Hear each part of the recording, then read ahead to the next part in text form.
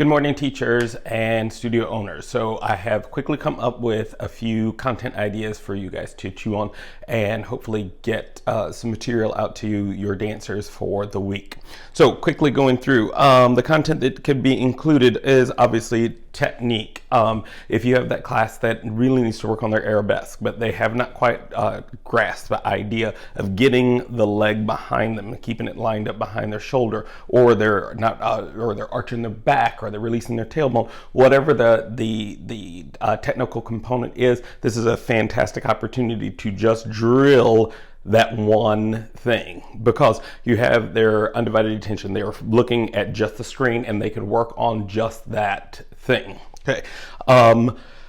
Cleaning the choreography. This one is also going to be great because you have their undivided attention. Now, the only trick with cleaning choreography is when you get the dancers to do it, you're going to have to give them some guidelines, as in, we're working on this first 8 count to make sure that your right arm is all the way by your ear. Now, once your right arm comes down from your ear, it goes in front of your body down to your right side on count 2. So you have to just be very clear, but that can absolutely work. The other thing is to have the dancers use this as an opportunity to film themselves and do it in short increments at a time. So they do 8 counts, stop, film themselves, look at it, review your pointers that you gave them. Did you do A? Did you do B? Did you do C? Where's your arm up on count 1, down on count 2? Things like that for them to review. And now their accountability is probably going to be a little bit higher than it would be if they were in the classroom, because they're following the instructions on the video.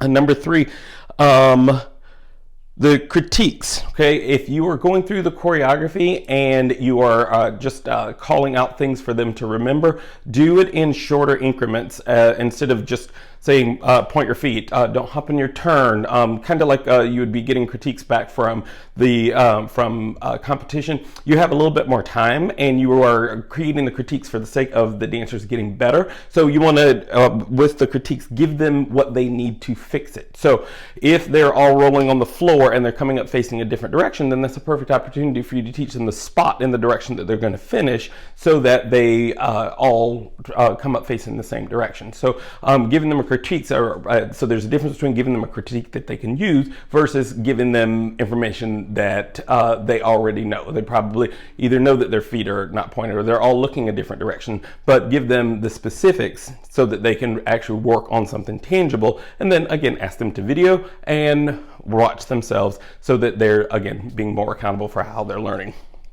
Strength and conditioning, this opportunity for them to do all of their strength training at home, their push-ups, their sit-ups, their crunches. They don't need to plank for as long as forever, because one of the things about them trying to plank forever is that if the position that they're holding the plank in is not correct, then they're only getting stronger in a position that they're never going to use. So when you're working with strength and conditioning, again, be very clear, give very specifics. Don't try to fit 30 minutes worth of dialogue in. Give them a plank exercise. Let's hold the plank this time for 15 seconds. Put your little counter on your phone, count yourself down. Let's try it again. This time we're going to hold it for 20 seconds. Or for your more advanced students, let's hold our plank and then we're going to retirate a passe. And we're going to hold our passe in our plank position for 15 seconds, 20 seconds, however long you decide. And you give them basically like a little workout routine. And then you break that down for how many times that they should do it. And if you would like, you could go to Google Slides, put the workout or put the exercises and the breakdown on a slide, save it as a JPEG, and then you can upload it onto your video so that they have some content to go by, or some visual content, or you can just put it in your description. Okay. Stability and balance. We have to remember that our dancers don't have very much space. Most of them are going to have enough room either in their room to put a chair or behind their sofa or using a kitchen chair to balance on. The goal would be to give them information, give them like, okay, we're going to work on our balance in first position, and then we're going to work on it standing on the right leg. Then we're going to work on it standing on the left leg. We're going to work turned out. We're going to work parallel. How many times are we going to do the releve? What is the exercise that we're giving them, or what skill are they working on, and then give them a breakdown for that skill. We're going to do 10 releves on the right side, 10 releves on the right leg, 10 releves on the left leg. Now we're going to do 10 releves in first position, 10 releves in second position. Now we're going to do 10 releves in coupe. So give them the breakdown of what they should be doing, how many times they should be doing it, so that there is a progression to what you're doing each week. Mobility and flexibility. This one's going to be a little more tricky.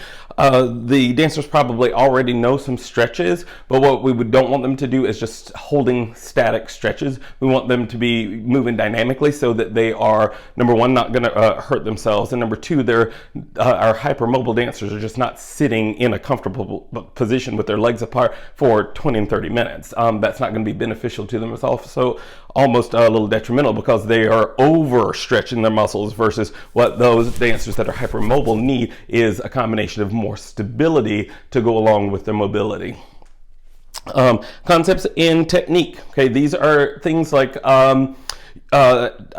heel and tail connection in your passe, shoulder and hip connection in your rotation, heel to shoulder connection in your arabesque, heel to opposite shoulder connection in your attitude. These are all concepts that we briefly touch on in class, but we don't get a lot of time to really refine. Using the video is a perfect resource for you to be able to go back to this information and revisit it and give your dancers specifics on how to do so. Concepts in choreography, imagery, creating a feeling, creating a mood, creating tone, giving your dancers like a section of your choreography, let them video themselves and then tell them how to analyze it. How did they transition from one step to the next, and how did that make them feel? This is going to be an opportunity for some of your advanced students to take a bigger jump into being involved with the choreography. This is also one of those opportunities where you can make a bit of a study out of their choreography.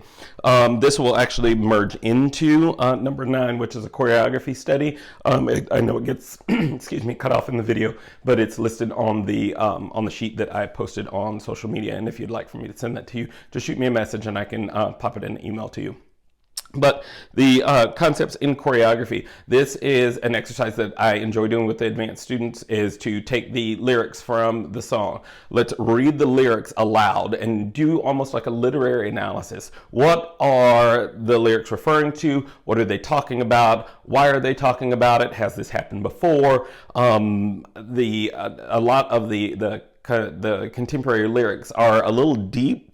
So I would scan the study that you asked your advanced students to do, and then also use this as an opportunity for them to explore their own choreography. If you don't already have choreography that you're working on cleaning for recital or for competition, this is a great exercise for older dancers to start to interpret music and interpret movement, interpret feeling, and to work on this idea of communicating via movement through video. So this is going to be new for a lot of us. If we have not worked on in front of the camera very often, and as you can see with my stutters and my ums and my ands, it is not as polished as it would like to be, but I would like to get this information to you guys as soon as possible so that you can just take it, run free. If there's any suggestions, if there's anything that I can include with this list, feel free to leave it in a comment. I'll add it to the list, give you a shout out, and we will be stronger when this is all over. Have a great dancing day.